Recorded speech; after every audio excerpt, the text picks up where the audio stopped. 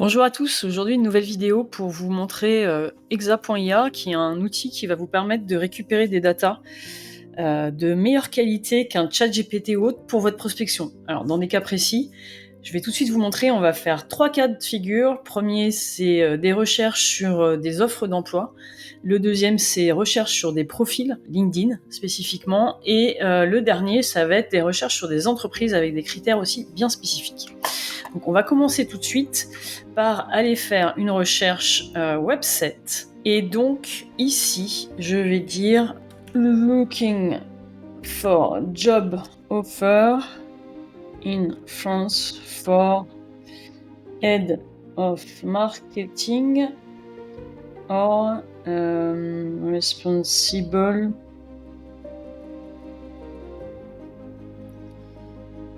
Hop, on va corriger ça. Donc là, vous voyez, dans un seul tableau, j'ai plusieurs informations qui me permettent d'avoir accès à des offres d'emploi sur des sites que je connais pas forcément.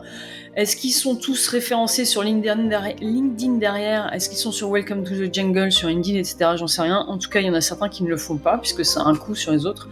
Et donc, ça me permet de récupérer pas mal d'offres. Et après, vous pourriez aller encore plus spécifier ce que vous voulez récupérer comme élément. Et donc là, il est en train de tout mettre à jour. Donc je le laisse travailler. Ça vous permet de voir un petit peu comment ça marche. Après, évidemment, vous pouvez affiner. On va passer à un autre exemple. Je vais ouvrir une autre fenêtre. Donc on va aller ici dans ce qu'on appelle le dashboard et on va aller faire une recherche. Et vous voyez ici, j'ai mon écran qui est splitté en deux. Une partie avec du code et une partie avec la recherche.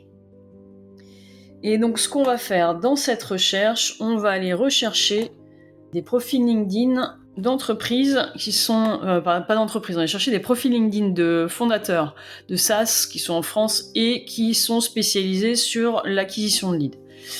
Je vais aller chercher donc des profils LinkedIn, donc je spécifie ici LinkedIn Profile. Le nombre de résultats pour la démo, je vais mettre 10, on n'a pas besoin d'en avoir plus. Sur les versions ici, vous êtes à 100 résultats maximum. Si vous voulez plus haut, il faut aller les contacter directement. Et on va faire iPage Summary et JSON. Et puis moi, j'ai créé un JSON déjà. Pourquoi est-ce que je rajoute le JSON? Parce qu'en fait, ça va donner l'output. C'est-à-dire que la sortie va correspondre à un type de structure de données qui moi, m'intéresse. Voilà, donc là, on peut le lancer. Alors vous pouvez faire beaucoup plus de choses, hein. Vous pouvez filtrer par des noms de domaine, etc. Et donc on voit ici, donc dans les résultats, on a, je vais mettre en table, ça sera plus facile à lire, Hicham Ouabi qui est fondateur de Leads Farmer, donc ça effectivement ça rentre dans le scope. On a Valentin qui fait effectivement, qui a créé Fan d'email, pour ceux qui connaissent, et puis on a Human Liker, etc. Donc on est bien dans ce que j'ai demandé. Et en fait, pourquoi c'est intéressant? Parce que si vous avez déjà testé des rapides API ou Consort ou d'autres tests sur LinkedIn, c'est souvent complexe d'avoir exactement les bonnes choses. Et vous allez voir que Exa.ai a des données qui sont hyper bien ciblées, hyper pertinentes. On n'aura pas les mêmes résultats avec d'autres outils, en tout cas moi c'est pas mon cas. Et l'avantage c'est qu'on peut l'intégrer d'emblée. Donc ça c'était le deuxième test. Pour le troisième test, on va partir sur la recherche d'entreprise qui est basée sur l'IA et qui a déjà fait de la publicité sur les podcasts. Donc on va mettre ça comme critère, on va voir ce qu'on obtient comme résultat. Donc là, il va plutôt... Non, on est bon. Alors il va quand même me chercher des podcasts. Donc ça, je suis moins fan. Il est sur des bots, etc. etc. Donc, company headquarter in France, company core business involve artificial intelligence, on est bon. Company has previously advertised with at least one podcast. Donc, il a bien compris mes critères à partir de ce que j'ai renseigné.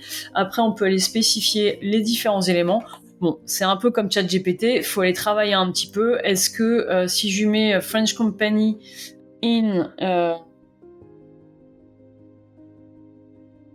c'est pas vraiment un secteur, mais bon, on va le tester comme ça, on va voir si on a un changement là-dessus. Start search.